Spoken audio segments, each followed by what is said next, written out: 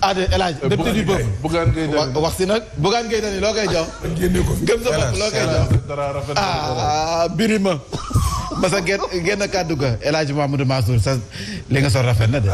mais tey waa plateau bi tey da ngeen metti. fii yëpp tey ku ne da ngaa joxe 10 000 de. ziar ziar de lañ doon andi. Birahim Diadji Touré joxe na junni. joxe na 10 000. non nañ jàpp waa caat. déet peuple bi da koo soxla peuple bi da koo soxla. ma bàyyi ginnaaw luñ dundee lay wut. nee na dafa am lu mu lay jox. tey ma laa joxeel kon. lu may jox. ah ok. pourtant bi mu la jox baax na de. ban carton la. ban carton. zone. boo yóbbal bi 3 4 5 6. yow 12 carton ba.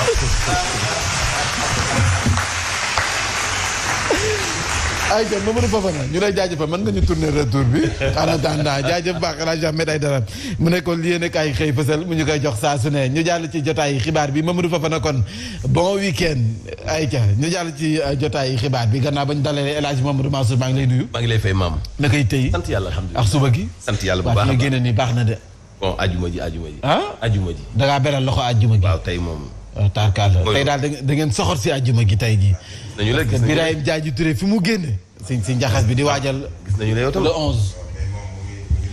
non gis naa ko. far rek taalibe Cheikh Ma rek. waaw taalibe Cheikh Ma rek. taalibe Cheikh Ma ñu nuyu bu baax sang bi Ibou Seydou Laye. xam nga moom opposition bi comme ñun fii Dakar ci rédaction centrale yi opposition bi ñu xam mooy ñu nekk tête de file ci bopp parti. te ñooñu amuñu pratiquement base politique bu dëgër ci gox-goxaat yi. loolu mooy problème bi mais boo demee ci gox-goxaat yi. mouvement yi fa nekk ñu ngi def ay sensibilisation. ñu ngi waxtaan ak seen ay nit ñu ngi leen di wax ñu dem bindu ji. non seulement ñu ngi leen di wax ñu dem bindu ji mais li am Thiès yamul Thiès. daan pratiquement dëkk yi yëpp la am. muy officier d'état civil di maire bi nga xamante ni bi dafa war a ut certificat de résidence. day takk biiru yenn ci ay jeunes yoo xam dafa foog ni ñooñu duñ ko voteel wala féetuwuñ ak parti pouvoir bi. man am na ñu ma ci wax dem man leen mais du maire kese mooy defar résidence. dem leen brigade. wala ngeen dem commissariat am brigade loolu benn la. ñaareel bi ci des seen ay leader am nañu sañ-sañu contact sous-préfet wala préfet wala gouverneur ndax loolu maire bi def du yoon dafa war a disponible ci kanamu askan wi bi ci des it nag ci résidence yooyu. ngeen veillé te vigilant maire yu bëri déjà commencé nañu sàcc élection yi. tey maintenant ci résidence yooyu ñuy wut la ñuy def transfert d'électeurs moo tax ma ne leen fokk ngeen vigilant dëkk yi dend ak yéen na ngeen fexe ràññee ñi fa dëkk ak ñi fa dëkkul ngeen di veillé bu baax ci comité yi ak ñi bindu yenn localité la ñu bokk mais bu ngeen amul ñi leen représenté ci commission yi bu fekkee vigilant wuñu bu baax a baax. daañu xëy inscrire 100 personnes yoo xam ne pratiquement 80 yëpp du ñu fa dëkk dañu leen transféré et bu ñu ko waxee am nañ ci expérience ci élection locale yi la ñu weesu moo tax nag ma ni nañu vigilant ba noppi dem ci brigade yi ba noppi itam kalaame leen ci autorité administrative ba fa nekk sous préfet gouverneur parce que maire yi ñu commencé sàcc te xam nañu nit ñi bëggatuñu leen moo tax nag faaw ñu encadré ndaw ñi seeni ay militants pour ñu mën a bind massivement mais itam vigilant ba maire yi fa nekk nga xam doyal nañu du ñu continuer di sàcc élection yi ci transfert d'électeurs. clinique privée yi maam bu ma nekkoon seen conseil wala ma bokk ci ñi leen di jox xalaat dama leen di wax ñu bañ a tomber ci piège bi université privée yi tombé woon ba léegi ñu ngi daw ci ginnaaw seen ay une dizaine de milliards. Macky famille yi. pour ñu fay leen te fayuñu leen muy école privée yi ñoom itam kenn ku nekk yaa ngi bokk woon ci sa suq di liggéey. gis nga li dal clinique amitié injustice la. muy client bi ñu facturé mu génn publier facturation partout et moom moo accepte dem ci clinique bi. jox ko société mu jox ko facture privé la ñoom bu ñu xaar dara ci gouvernement bi bu ñu defee demande oxygène bu leen société bi joxee seen commande boobu xëyoon bu leen joxul seen commande boobu ñu këppoo seen këll nekk ca fa ñu nekkoon li tef dunde ba nekk sikket sax sikkim mën na koo dunde ba xëy dee. ñu nekk seen i activité ba ñu dépendre wala ñuy xaar lenn ci business Covid. fii ku fi ubbi béréb bu fajukaay daa faj parce que sénégalais yëpp a tawat mais gis nga lii ñu commencé léegi nii Abdoulaye Diouf Sarr ci kàddoom moo ni dafa laaj organisation mais est-ce que gis ngeen benn yoon méthode wala organisation bu sérieuse ci Covid-19 bi fi commencé ak léegi. dafa bëri ay wax yu dul sax daf ci bëri ba ci séddale dund bi ba ci yeneen ak yeneen ba ci moment bii ñu nekk dara sérieux wul ci ŋab bi nu réew mi ndax ni dund gi yokk mel ni mool wu dagg te amul contrôle. léegi nag ñoom clinique yi seen association boobu laata oxygène di manqué la veille wax naa ko dama koy bamtuwaat dañoo xëy altine bind benn communiqué alerte sénégalais yi ni leen kiy joxe gaz oxygène bi day daf koo yokk teg ci taxes yi ñu xamul ñun lan la. taxes yooyu nag mënuñu koo teg lu dul ci ndoddum ki tawat kon ki tawat na xam ne bu facture am yokkoo Sahel gaz biy joxe oxygène bi moo ko yokk communiqué bi xam nga leer na le lendemain ginnaaw seen communiqué boobu le lendemain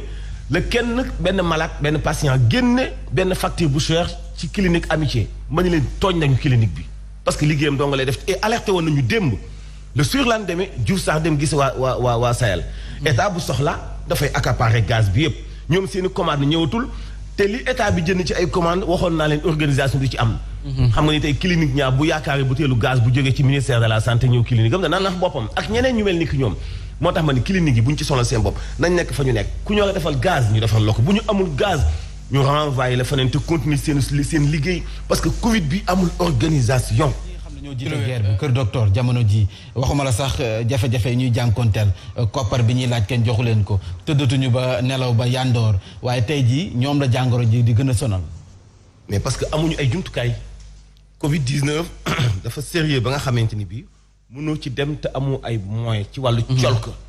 ci wàllu comportement ak itam équipement bi nga xam ni moom ngay demee ci ñi nga xam ne ñu am tawat ji et ñoom ñiy faj xam nañu limite bi ñu am ci ay jumtukaay mën koo assister ki tawat kon ñoom itam bu ñu nekkee victime ci tawat ji noonu la ñuy souffrir comme malade bi loolu benn la boo gisee yenn ci ay kilifa politique yi wax naan il faut cette affaire soit tirée au clair muy affaire u docteur Niang bi mais docteur yi di dee ndax Covid-19 gestion boobu la ñu war a tirer au clair loolu mu ëpp fayda.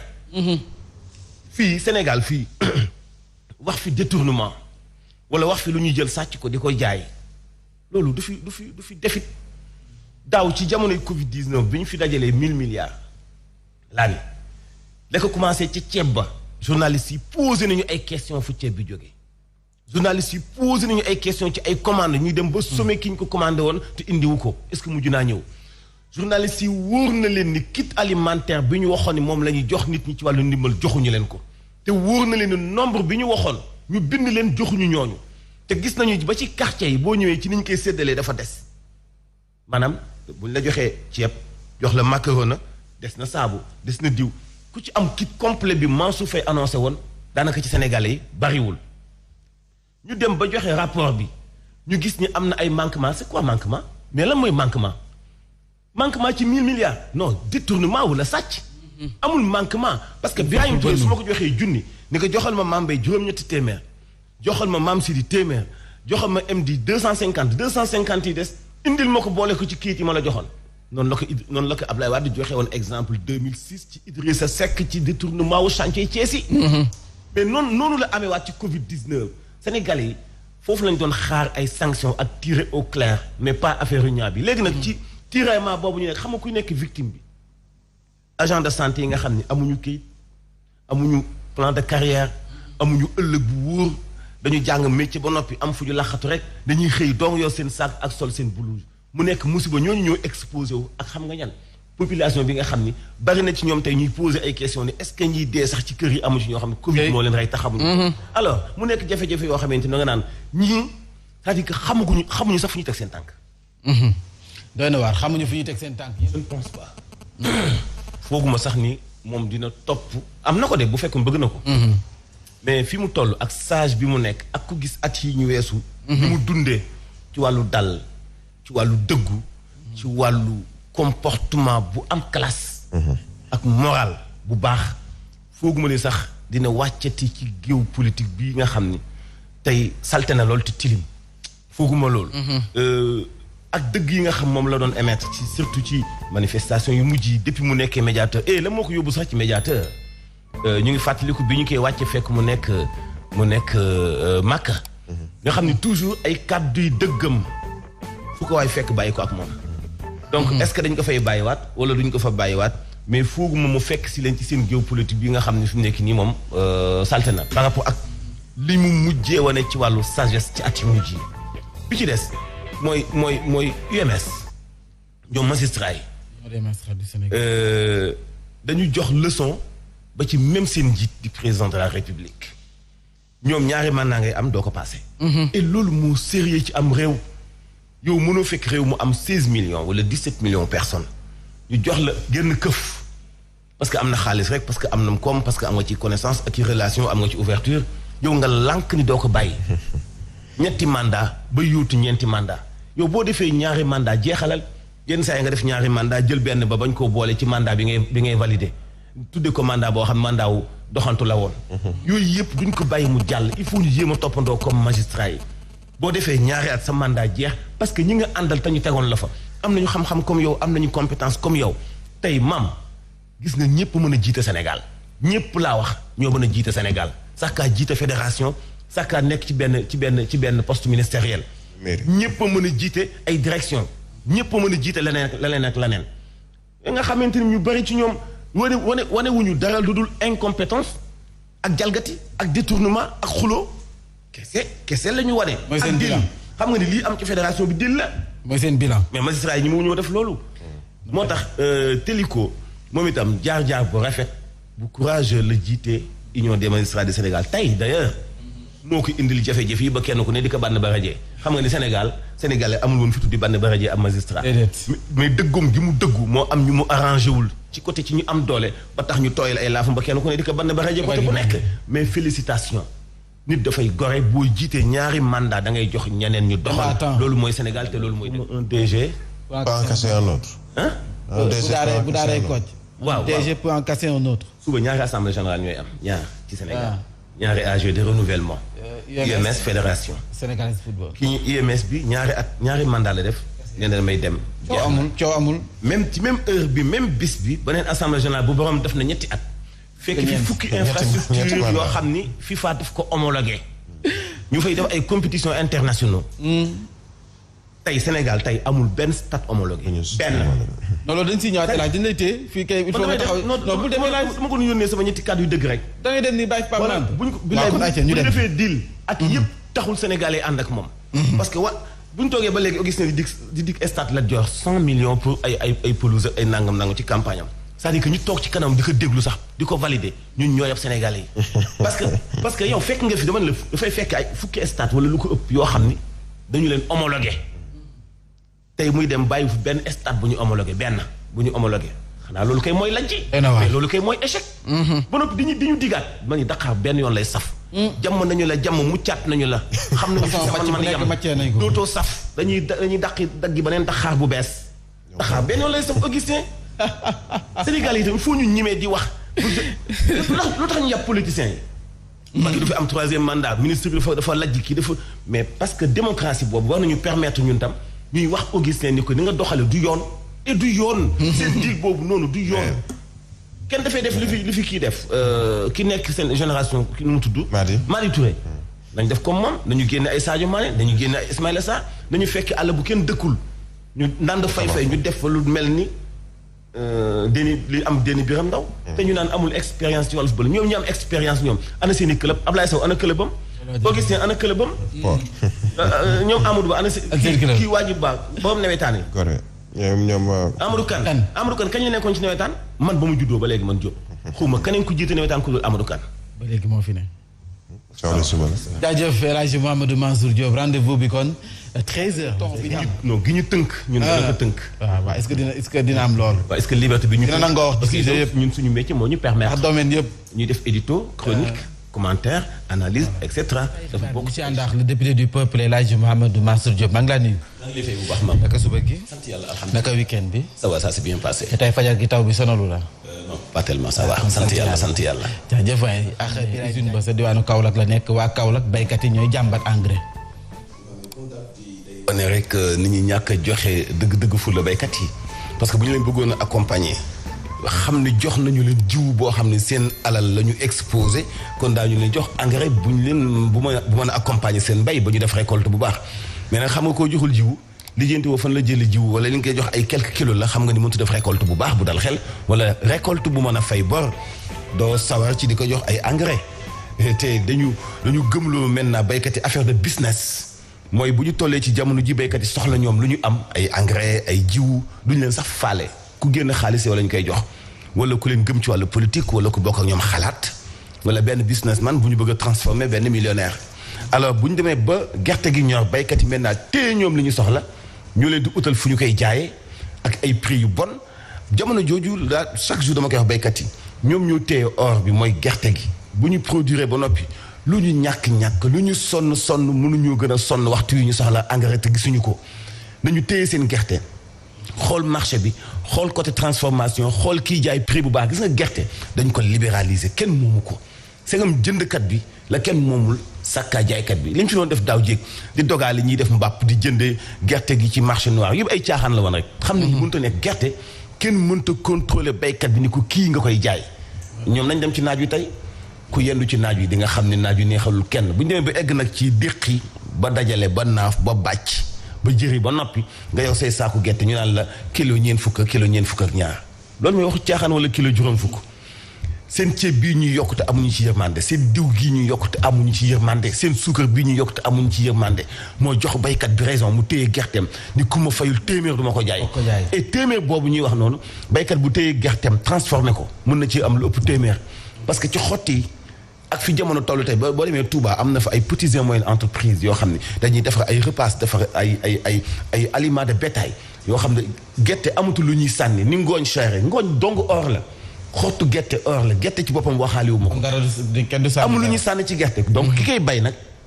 moo war a xam valeur li muy boy téye ko ak lu mu xiif ak lu mu sonn jéem ko transformé jaay ko ni mu ko neexee am ci koom moo xam ne déwén du soxla ko jàppale te mu waajal ci boppam jiwu parce que ñii ñu jiite amuñu yërmande ci baykat yi boo demee ci kaw gi ngay xam ni fàtte nañu baykat yi ci jamonoy nawet bi. bi ngeen di rawatle ci ay charrette la ñuy yéeg fu ñu jàngee sax gis nga mu ngi koy wax sànq ci ay jafe-jafe la ñu ne. xam nga neex am na gën a neex am na neex lool am na te ni sax xëy na bu jotee booba lay neex mais jotul xam nga tenue yooyu ñuy wutal xale yi lan laa ci commencé gis sax gën a distingue ñi seen bàyyi ndóol ak ñi seen bàyyi am par exemple école yépp nekkul tenue xam nga li ñu ci jubloon mooy bañ a xàmmee élève bu nekk kër gi muy jógee par contre xam nga looy gis doomu mambay bu tenue bu ko solee 3 mois mu commencé ràpp dina ko mën a jëndal yeneen même couleur yeneen toujours dafay sol lu bees doomu Mansour Diop ñaari tenue yi mu commencé moom la école yi tëjee loolu jublootoo ci xale yi bañ a xàmmee ku bàyyam am ak ku bàyyam amul mais da ngay leeral ki bàyyam man ak ki bàyyam mënul loolu benn la beneen bi ci des mooy tenue yooyu lan lañu ci jublu ci séddale ko ci Sénégal gépp c'est-à-dire la mooy objectif bi quoi dëggantaan du dong xanaa xool ki am ak ki amul jamono ji nga xam ni ki da nga koy solal tenue mu am melokaan ba noppi nga dugal ko ci ay mbaar mu taw ci kawam bu génnee nan lay demee c'est-à-dire mënoo nekk ci réew moo xam ne lu néew mat na 3 junniy abri provisoire bu ko ëppul ay sàqet te xam nga bu ñu wax abri provisoire ngay de bu ñu topp sax nag appellation français bi abri provisoire fooy dalub néggandiku mais waxuñu la fooy toroxe tuddul fooy dem pour misère fooy dem pour wala kaana dafa la ñuy jàngee dañ koy defar boo xam ne buy taw doo tawte du am ay fel du am ay jinax jaan du fa mën a dugg mais yéen ñëpp mën ngeen ànd ak man ñu dem ci àll bi ñu dem ci abri provisoire li ñuy woowee ci Sénégal abri provisoire du abri provisoire dencukaayu ay walaakaana lañ jaan bu ñëwee dafay dugg jinax bu ñëwee dafay dugg njugub bu ñëwee day dugg fi xale yi nekk souvent mu am fel bu tawee day senn loolu du abri provisoire loolu yow mi éleveur doo fa denc say xar loolu yow mi béykat bi boo bayee récolté ba noppi doo fa denc sa gerte doo fa denc itam sa dugub loolu tuddul abri provisoire. il waru fa ne. bérébu misérable lu kaay la loolu du abri provisoire mënu am nag yu mel noonu ci ab dëkk am ci ay junniy élèves yuy fréquenté place bu mel noonu nga naan da ngay jël 10 milliards di leen ko ñëwale ay tën yi soxla wuñu loolu li ñu soxla mooy foo xam ni bu suñu doom yi jàng du ñoom ay fel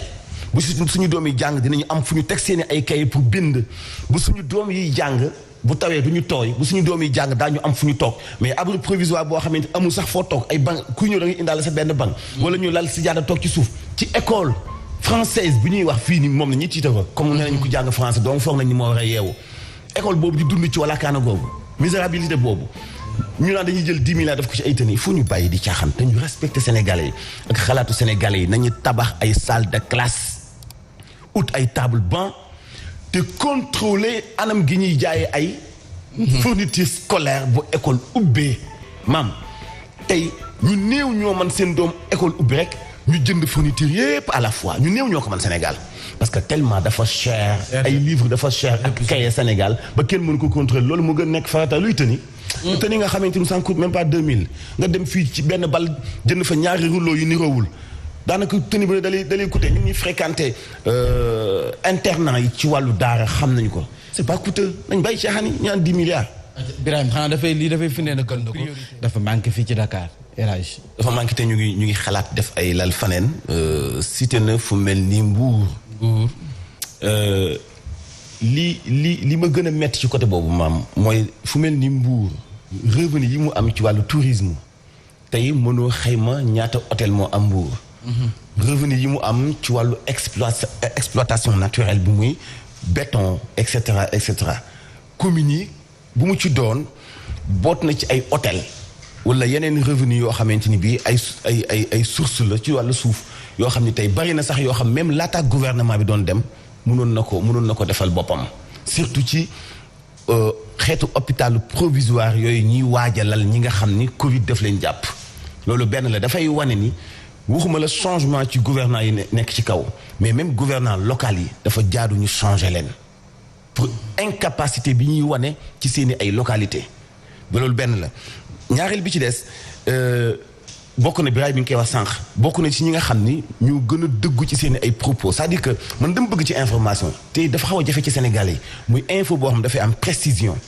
yoo xam du ay xalaat naa wala weddi te bëgg a weddi Ousmane Diallo lay jox ay chiffres yoo xam ni dafay méngoo exactement ak li nga xam ne yow loolu nga soxla pour xam ko wax la lieu bi nga xam ne exactement foofu la ñu ciblé pour def fa nangam bi ak nangam bi te loolu la Sénégal yi soxla tey ci wàllu Covid bi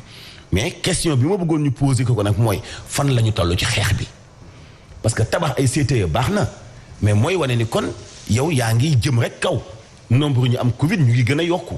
ñi dee ñu ngi gën a yokku ñi laaj ci réanimation ñu ngi gën a yokku alors Sénégal yi fi nekk dañu tiit benn tiitaange boo xam ni dañu bëgg a dégg mooy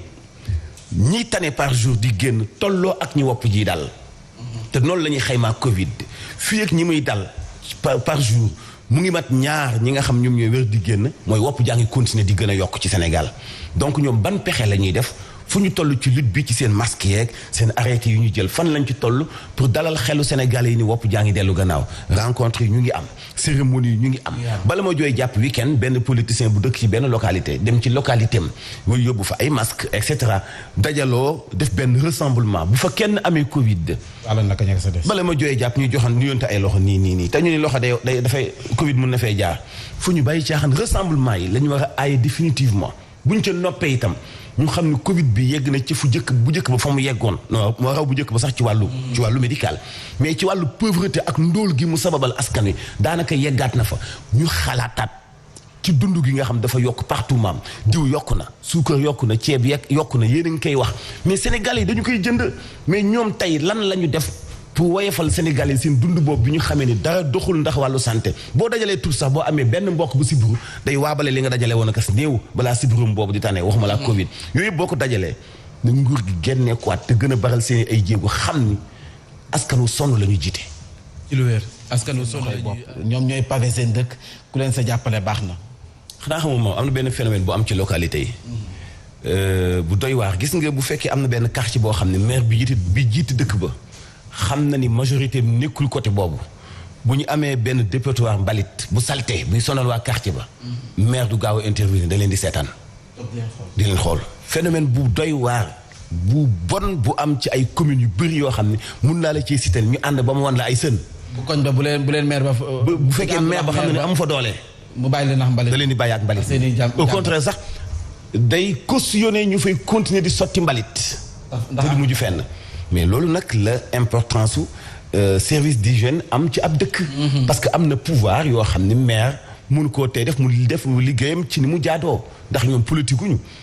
li am Pikine 700 dafa metti te dafa ñaaw. parce que dañu dem ba mënatuñ ko supporter ñu génn manifester. et gis nga manifestation bi xale yi ak mag ñi ñëpp a jaxasoo. ñi takk masque ci ñoom bariwul mais fallait que ñu génn manifester te ñu ngi ci jamonoy Covid. dañoo sonn te ñu ngi ci jamonoy Covid gis nga risque yooyu yëpp kan mooy responsable bi. les gouvernants gis nga li am tëngéej nii muy pavage yooyu ñuy wax noonu waa ji bu fekkee amul ndimbalal yàlla waa quartier ba léegi ñu fekk leen fa ni leen yéen a ngi def ci mbeddum dëkk bi ñëpp bokk lu ngeen amul autorisation. maa la wax loolu bu fekkee am na ay politiciens yu fa nekk yu ñu njoxt ni xëy na ci ndaw ñi am na ñuy politique ñu bokkut ak ñoom gis-gis léegi ñu am kayit bu leen di notifier ni leen arrêté leen ce que vous faites. parce que amoo leen ci autorisation c'est-à-dire que dañu am ay ñenn ñoo xam ne dañu bëgguñu soppite ci wàllu askan wi bëgguñu keneen ko am beneen vision wala ku am beneen xar kanam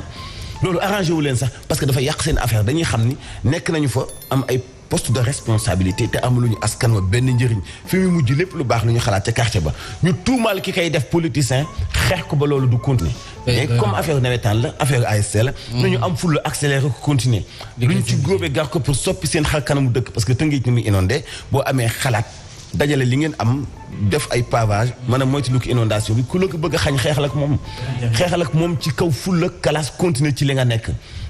parce que souffrance bi Tëngéej di dund ci jamono inondation jamonoy nawet ñëpp xam nañu ko. waaw ñëpp xam nañu ko donc nañu jël seen ay responsabilité te xaar ni ëllëg gi si biir politicien benn mën na leen faa fekk pour jéem leen ko aaye mais nañu bañ bu boobaa. jaajëf le député du peuple El Hadj xam naa fii nag tàng na duñu la téye. waaw loolu itam bokk na ci palabre bi.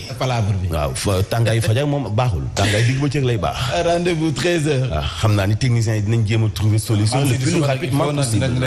ngeen xoolal ñu suñu clim bi la. parce que itam pour sam xel di xalaat. ngay mën di wax lu pertinent. wax jëpp day laaj foo nga nekk foo xam ni waaw mais fii moom. le député du peuple rendez-vous 13h ci 89.7 Zik FM ngeen koy am jotaay xibaar Dakar bi nga xam ne mooy épicentre bi ndax duñu ko quarantaine. ci technicien bu toll ni ki moom. donte nag xam naa ni décision la boo xam ne xëy na ci cëppaandoo ji politique moo koy jël mun na doon lu xaw a jafe aussi mais lu ci mën di am. comme ni ma ko waxee nit ñi dañu continuer di respecter mesures barrières yi wax naa ko barki démb bi nga xam ni dafa battu record bi muy fanweeri nit ak benn yoo xam ne faatu nañu démb fukk ak juróom-ñeent mais teewul dama ni li tax sama xel commencé dal mooy bu ñu demee ba yegg ci ñiy tane di génn di xaw a tolloo ak ñi muy dal par jour xamal ni mu ngi commencé dellu gannaaw et barki démb ñi génn moo ëpp ñi mu dal démb c'est vrai que ñi mu dal moo ëpp mais tuuti la ëppee quoi donc mu ngi commencé di yokk ñi nga xam tane nañu di tolloo aussi ak ñi muy dal loolu itam yaakaar la de toute façon li ëpp solo mooy nit ñi respecte mesures barrières yi di takk ay masque di laal ay gel bu ñu ñibbisee ci seen ay njaboot ñuy laal savon balaa ñoo fréquenter njaboot gi di dàndante itam loolu itam lu ci mën a bàyyi xel virus dafa xaw a doy waar bu ñu sukkandiku ci ñoom borom xam-xam yi donc boo takkee masque laal gel mais dina jaadu ci ñoom seen ay recommandations nit ñi di defante distance donte benn mètre.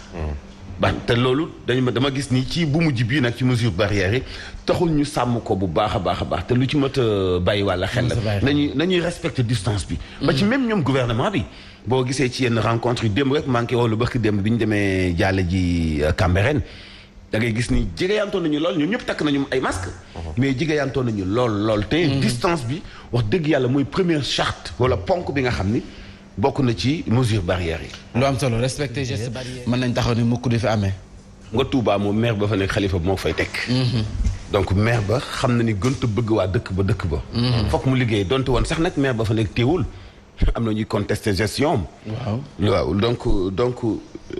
Touba. dafa nekk modèle ci lu bëree bëri surtout Touba ca kanam ci wàllu réalisation ci wàllu vision bi ñu am parce que boo xoolee tey université bi ñuy tabax Touba nga xam ni avenir ëllëg ci njàng la nekk mais boobu la université beneen valeur bi muy indi ci wàllu xam-xam day décomplexer nit ñi c'est-à-dire que Mame Mbaye Ndiaye mun na jàng mun na nekk maçon mais xëy na bu demee fenn dañ koy laaj diplôme est-ce que ingénieur est-ce que nangam mais université boobu daf lay permettre nga dem ba am âge bii ma am man dem inscrire jàngat. am diplôme. yokk ci li nga xamoon ñu jàngal la ci këyit nga yokk ci pratique bi nga maîtriser woon déjà. muy beneen méthode ci wàllu jàng boo xamante ni bii sëñ Mountakha moo ko initié lu am solo. te yooyu ay yoonu développement la yoo xam dëkk bu nekk war na ci jël ay royukaay tabax ay bureau bu fajukaay. li ci ëpp moo di waa kër docteur te tey jii ñoom la ñuy gis ñu taxaw di laaj seen ndàmpaay. bu ñu sukkandikoo ci Sidiya Ndiaye di ma ko waxee démb 300 et quelques personnes ñoo ci des. bu ñu ko xaymaa 100 et quelques millions la loolu mënut a gouvernement comme ni ko Birahim waxee. même bu fekkoon milliards mënu ko tëj comme dañu nekk ci guerre te ñoom ñu ngi jóg di wax ni dañuy xeex ko. bañ ci turu parti. bu fekkoon nañu ko teel a notifié sax. mais bàyyi ba ñuy fóon ay élection nga soog ko notifié loolu moo xaw a salte fi ñu sukkandiku mooy ci constitution bi nee na ñu xëy na bu fekkee loo xam dafay jeexeetal ci wàllu xeet. mais Gelwaar du xeet. dynastie la woon ci cosaan ay buur la ñu woon. ci cosaan la Mandeng la woon ci néegu ndeyam après mu ñëw ci néegu ndeyam nekk mu ñëw ci séeréer yi implanté wu fa ba nguur gi mujj des nekk nguuru Siin Saalum. donc nguur gi royaume bi moo tuddoon Gelwaar. mu ngi jeex ci 1969 taxu koo yàgg lool. mais loolu dàkkantale ko sa parti sax protéger sa wàllu cosaan la loolu amul gravité. tey Gelwaar boo ko laaj Sénégal fii kan ngay jékki-jékki ni ko pëkk mu yeewu ngeen ko Gelwaar mooy lan du la ko sax wax. ñëpp xel yëpp ci filmu Gelwaar bu Ousmane Sembène la ñuy dem. gis nga caaxaan baaxul mais ba doon may Babacar Diop nag. non nañ ko soppi xoolal nañu génne yaakaar bi ci seen i El Hadj si ñàkkum ndox mi comme yeneen gox yi mais toujours li may mujjantale maam mooy lancer benn message ci ndaw yi nekk Sénégal yëpp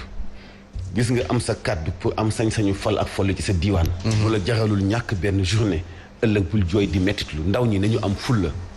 nañu dem uti certificat de domicile bu ñu fa jógee dem uti certificat de résidence bi ci des ñu ngi interpeller sous-préfet ak préfet yi nga xam ne yàlla dong la ñu fa nekkal dooy wax ni ñoom nekkuluñu fa sax nguur parce que bu nguur ñëwee ba folleeku ñoom dañuy continuer nekk fa ba keroog ñuy retraité yàlla dong la ñu fa nekkal nañu wax maire yi dëgg te jàppandalal aussi askan wi ñu mën a am résidence ci commissariat yi ak brigade yi mais maire yi fi nekk ak tappale yi ñu tappale ñu ëpp ci ñoom ci seen wàllu doxalin ci wàllu suuf yeneen ñaari at yu ñu yokkaat ci seen mandat yépp taxul ñu doyal dañoo bëgg a continuer waat def ay transfert d'électeurs ba noppi yokkaat ci utal seeni ay militants ay résidence ba nga xam ne yeneen militants yu yeneen mouvement wala yeneen parti du ñu mën a am ay résidence mën a participer ci élection yi metti maam ci guddi gi daanaka ñu xaw a yéex a tëdd ñëpp yëg nañu ko laataa ñuy tëdd ñu fanaanoo tiis woowu mais dem gi lu mënta ñàkk la dem lu mënta ñàkk la mais ki dem lan la ñu bàyyeel lu ñu war a mën a topp loolu moo ci am solo Serigne Hadji Abdoulaye Thiaw Laye ñëpp xam nañu ko ci fraternité bennoo gi mu mus di dox message bi mus di amul benn bi mu nekkee mag léegi mais amul benn këru diine bu musa am xew-xew ci Sénégal lu dul ni moom lañ fa yabal wala mu demal fa boppam ba bi muy nekk xalifa njabootam yépp da leen a tuddee njabootu Serigne Touba njabootu Cheikh Seydi Hadji Malick ak njabootu yeneen nitu yàlla yi nekk ci Sénégal donc moom ci boppam mooy fédérateur moom ci boppam mooy unité nationale donc moom waxu ko wootewu ko mais da koo jëf ci njabootam da koo jëf ci ay jéegoom ndax dañ ko xàmmee ci loolu man maa ngi ko jëkk a gisee ay vers 80 et quelques yooyu ci Abassa muy julli gi El Hadji bu Saax doon def ci campement Ngexoor mais ci laa commencé am xàmmee ko nag di ko xàmmee ci xew-xew yi muy dem Touba Tivaouane nga xam ni kii dafa am mission mag bu muy dox dox na ko ba wàcc na ñu tëral ko ci wetu way juróom ci palaasu leer bi nga xamante ni bii doo fa aw mukk guddi même bu dee bëccëg sa tës doo yëg ni fii leer moo fi nekk donc wax dëgg yàlla xanaa métit wi ci li mu tàqalikook ñun mais xel mu dal la demee ki ci des itam lan la ñu bàyyeel donte yàggul ci xilaafa gi sëñ Abdou Rahim Seck premier message bi mu jëmale ci nguur gi bi mu remplacé Seydou Ahmed Tidiane Seck mi nga xam ni moom lañ doon wax alxuraan bi taxaw mais moom bi mu remplacé premier message am mooy yéen ñi jiite askan wi bàyyi leen xel ci askan wi ndax li ngeen am ci ay teraanga moomeelu askan wi la bu ngeen ko lekkee bàyyi leen ëllëg di ngeen ko layoo ak yàlla. doy waar. loolu laa jëkk a retenir ci message bi nga xamante ni bii moom yónnee yëkkati na ko bi mu nekkee xalifa et loolu mu wax noonu muy message koo xam ni xam nga ni àdduna séentuutu fi lenn ci kenn lu dul sa diggante ak yàlla ba tax ngay recadrer kilifa yi yor moomeelu askan wi teg leen ci yoonu njub loolu kon lu am solo la ci ñoom ñaar ñooñu seen dem wax dëgg yàlla tiis la ci Sénégal mais day yee Sénégal yi ñu xam ne àdduna jeex na de. àdduna jeex na de. jeex na ba noppi waaw jeex na ba noppi nag ñu war a xoolaat jikko yi comportement yi doxalin yi mbon yi ak yeneen yi ñu mënta wax. voilà da nga daaneel femme sa waa jox leen ko tamit. mais ñoom kenn xamul tànk bi ñuy feccee. ñoom bu Hissène Habré nekkee ci situation bi ñoom la ñoo ko topp rek. ñoo ko topp ni duñ ko wàcc benn yoon. topp ko ak yeneen complot yoo xam ne am na ci li am Tchad. ak li am Côte d'Ivoire jamonoy Laurent Gbagbo lan moo leen wutale pratiquement amul sax lu leen wutale par contre bu Côte d'Ivoire sax moo gën a ñàng parce que ay élection la woon yi kii ñu gagné daf ko bañoon te jiite réew ma ñaata nit la ñu boom Guinée après élection présidentielle yi déggoo benn organisation bu ci wax après bi ñu ko dénoncé bi Cellou Dalein Diallo militant bi ban façon rey bu ñaaw la ñu leen reyul devant tout le monde Yaya Jammeh lan la deful Gambie. ñun waa Sénégal sax am nañ ci suñu ay doom yu ñu rey bu bon. ci ay wàllu àtte. tuumaal leen ñu ngi fàttaliku ndaw soosu Samb. ca Gambie. Tabara Samb. lu mu deful ci lu ñaaw. Kadhafi xoolal ni ñu ko def. tey Hissène Habré bokk na ci jàmbaar yi nga xamante ni bii dañu défendre lu bëree bëri ci Afrique. jàmbaarloo ak France nag. jàmbaarloo ak France. gañe ko jàmbaarloo ak Libye. ñu ngi fàttali ko xëy na xale yi mujjee juddu ay 80 mais ñu juddu ay 70 wala 78 wuti 80 xam nañu guerru Tchad ak Libye ni mu yàggee woon. jàmbaarti gi Hissène Habré wane woon. tinki bu mu njaam yu bëri njàmbaarti gi Tchad am ñoom sax xam nañu ko déjà ci bi attaque bi amoon Mali. bari na fa français yi bëggoon dem Tchadien ñoom ñoo fay dem lijjanti ko ñibbi si waat yooyu yëpp bu amee guerre boo xam ne weesu woon na ba noppi mais ñu topp waa ji sem ko ni ñu duñ ko bàyyi mukk ki ko doon topp jiite woon yëf ya après bi ñu doyalee ci moom dee dañ ko dóor bal Idriss Déby fan la mujj ñu topp waa ji duñ ko bàyyi ba indi ko fii Sénégal nangu moom ñu orchestré loolu lépp pour toppee ko fii ci yoon attee ko fii ci Sénégal tëje ko fii kasab Sénégal muy war parce que bi mu jàqee ci àdduna bi bay jeexal nguuram nanguwul kenn rey ko mais dafa xool àdduna bi yépp ni mu yaatoo mu ne Sénégal dong moo ma doy jël léppam ñëw fii toog fi am fi ay njabootam sanc fi dëkk fi kon waruñu ko tayle kon bu ñu tollee ci situation bi ay organisation droit de l'homme génnaat naan nañu xoolaat nekk nu Hissène Habré ca kaso ba loolu mooy dëm rey la jaale la xanaa ay caaxaan waay ayca li xew sa mbuur nag faw ñu waxtaane koy lay xaw foofee sa mbuur këyit moom naka jekk am ko moom am doom ju góor ñooyam nga xoox moo tax bu maire bi wax ay affaire organisation daf may sax def reetaan et yàgg naa wax opposant ya fa nekk ni leen da nga koy traduire devant la justice parce que moom il faut mu xam ne moomul dëkk bi surtout ci wàllu yoon organisation bi nga wax noonu du loolu moo fa am du réalité bi mooy ñu ko neex mu ñooy am résidence Malick Gueye mu ngi noonu doon wax honorable député dama ko yóbbante ci moom parce que man dama yóbban ci moom ni ko xoolal bu ngeen wàccul sur le terrain defante waa ji dafay nanguwaat élection yi ci seen loxo ba campement bu bees nu mu tudd Ahmed Diallo man dama lay sax soutenir parce que képp kuy doomu Ngexoox dafay fighting pour indi changement parce que Ngexoox doxul maire bi amul capacité doxal Ngexoox am fa këyit bu mu mën di doon am ko day jafe doxul léegi nag loolu xeex moo koy dindi nañu dem ci sous-préfet ba interpeller ko dem ci justice interpeller ko ñu ubbi bureau yi pour ñu juddoo Ngexoox am certificat de résidence te li fa amoon ci élection locale yi ñu bañ mu amaat fa mooy li ñuy wax transfert d'électeurs comme yow yaa joxe ay résidence nga jël sa mbokk Fongolimbi sa mbokk faneen ñu xam fu kenn xamul fu ñu dëkk ñoom am ay résidence Ngexoox seeni représentant ci commission bi nañu am fulla même boo indee résidence Ngexoox ñun ñëpp a xamante boo indee résidence te xamuñu la Ngexoox représentant yi ci commission yi ni la doo fi bindoo lu mu jaral maire bi na leen ko jaral ñoom Ahmed Diallo ak Malick Gueye député la comme maire Malick Gueye moo jëkk a nekk maire conseil municipal bi muy nekk très jeune étudiant la nekk conseil municipal donc moo ko gën a xam nan la maire yi di doxee Ahmed Diallo intellectuel la tolloowul niveau ak maire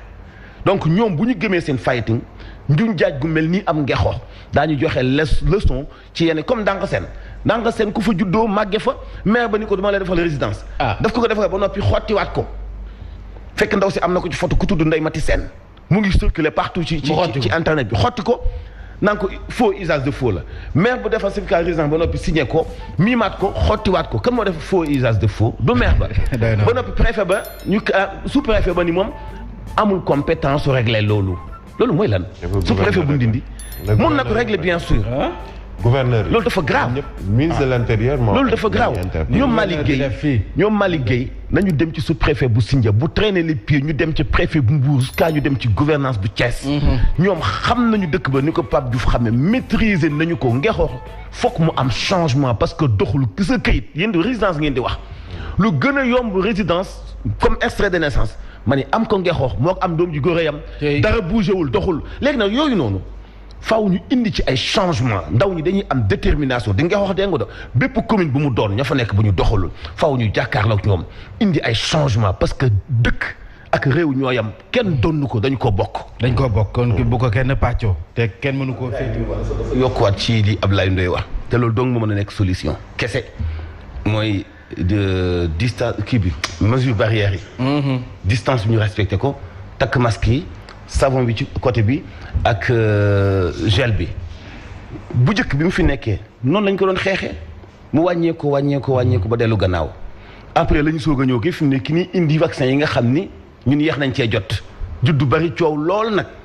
te man dama ci am benn question boo xam nee naa ñi doon dalal Bamba Kane professeur Bamba Kane ñëpp xam ko ci wàllu xam-xamam mais surtout spécialisation bi mu am ñi ko am sax Sénégal bariwul ma ne question bi ma koy laaj ak bépp sénégalais bu yeewu démb ba léegi maa ngi koy laaj. parce que premier vaccin bi ñëwee fi AstraZeneca dama waxoon ni leen comme kenn ku nekk ñaari dose ngay jël. bu ñu amee 1000 doses est-ce que xel nanguwul ñu vacciner donc 500 personnes. denc li ci des ñun ma non balaa muy jeex dina ñëw. histoire jox na ma raison démb boo ko xoolee ci élément wu. docteur kii Badiane. wax na ko Ousseynou Badiane nangu na ni ba léegi commande bi ñu defoon ci AstraZeneca ñëwagul. donc ñi ñàkk woon seen première dose nañ continuer xaar mais bu ñu jël baneen xam nga déjà am na lu leerul kon question bi may posé waat mooy vaccin yii ñuy vacciné wu. defar nañu leen ba noppi variant delta soog a feeñ. est-ce que vaccin yi jël ko moom mooy dànk wopp ji di delta wala déet foog ñu leeral loolu parce que li ma xamoon te ñëpp xam ko itam mooy saafara dañ koy am après tawat ñu jàngat ko ci tawat ji. te ñoom noonu lañ ko annoncé sax pour say anticorps ñu former leen ba ñu miin corona bu la corona dara ñu mën a xeex ak moom mais dañu defar vaccin yooyu ba noppi nag virus bi daal di muté waat ñu delta ñëw léegi dañu leeral nit ñi ci vaccin yi ñuy wax nit ñi est-ce que mooy dànk delta balaa ñu pousser nit ñi ci gaaw leen ñu vacciné wu gaaw leen bu génn wàllu population vacciné woo tawa ji dina dellu gannaaw du loolu de parce que vaccin yi moo jëkk a juddu delta bi nañu leeral ci yooyu laaj bu am solo la waaye it askan bi lañ doon laaj moo di ñàkkum suukar xanaa ñi ko war a contrôler ci boppam ñoo yeggul si ñoom moo tax ñuy defee ni mu leen neexee gouvernement bi moo yokk amul kuy contrôler gouvernement bi moo yokk te moom moo war a contrôler kenn yokk fi ku dul gouvernement bi parce que marché bii Sénégal gi kenn moomu ko yow na cortège président di jàll nga dem taxaw ci diggu tali bi fekkal génn kilifa mu neex la nga wax ko du lu yoon wala yow fii nga taxaw di joxe xibaar nga def li ñuy wax diffamation nga wax loo xam ni du dëgg say tànk du laal suuf kon bu yokk amee ñu toog di ko seetaan te ndeysaan jàllu ndeysaan dama ko yërëm parce que moom technicien la mais politiciens yi def tax na am na lu mu sañul wallahi wal azim wuurul sax ci bi muy wax da nga xam ni moom nit ku baax la ku sell li muy wax sax gënalu ko mais faaw mu wax buy wax naan suukar yokkul circulation moo ci am ak commande boo xam dafay xaw a yeex léegi ñi desee ki suukar dafa yokk daa yokk daa amul te saaku suukar bi ñu defaree Sénégal 50 kilos bi day manqué te taatu saaku ba day am suuf ndax du am toile yooyu yëpp boo ko dajalee doy na ci musiba non seulement dafa manqué yokku saaku bi motul 50 kilos day manqué benn kilo. te suuf saa ngi ci suuf ndax amul toile Sénégal doo ngay gis suukar bu ñuy sol ci saaku te du ñu ci jiital toile ba noppi. muy ñett ci insécurité maam lépp a yokk. comme nee nañu yokkuwuñu ba ça fait 2 semaines ñu ngi jooy ay plaque yi ñuy taf ci oto donc jël jógee 20 000 dem ci 40 000. yu teg doublé ko. kenn wax na ci dara mam Diallo na xam ni suukar doo nga yokkuwul ceeb dafa yokku. diwlin dafa yokku. Diallo na xam ni diggante barki démb ak démb bi mu tawee léegi ay centaine de tonnes soble moo yàqu. lompul pootu. amuñ ci pexe ñoom. Diallo na xam ni laataa loolu ciment dafa yokku. fer dafa yokku. béton dafa yokku. lépp a yokk Sénégal dama fi doon wax nen am na lu gën a ñàkk fayda nen sax loo xam dafa yokk. moo di xobu laurier sax dafa yokk ci marché bi. xobu laurier mel ni bu ñu la daan jaay juróomi xob ci benn sachet bu 25 ñett lañ ciy def léegi te daa ko jënd lépp a yokk c'est-à-dire que ñoom dañu nekk ci benn classe VIP boo xam ni. xamuñu réalité bi Sénégalais yi di dund. xamuñu souffrance bi Sénégalais yi di dund parce que boo nekkee ci ñu lay escorté 10 ans fukki at. bu fekkee ñëmoo benn yoon banque lu ëpp fukki at dëgg-dëgg foog nga nekk garmi pour nangu ni am na ñuy xëy ba ngoonte du ñu am 100 francs boo nekkul garmi dëgg-dëgg doo mën a gëm loolu. mais ñoom ñi jiite réew mi ñoo gën a xam ne fi mu nekk nii ŋab bi nu askan wi amul amee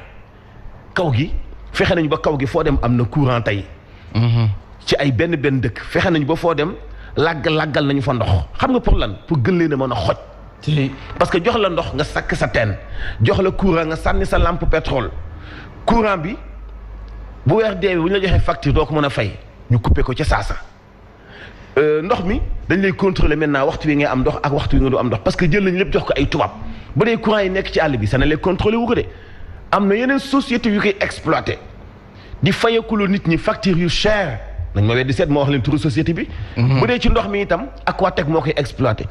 bu quartier bi amee ndox ba ci guddi gi quartier bi am ndox boole ci di fayeeku lu cher boole ci facture ndox 2 mois lañ ko xamee woon Aquatech xam nga nu muy def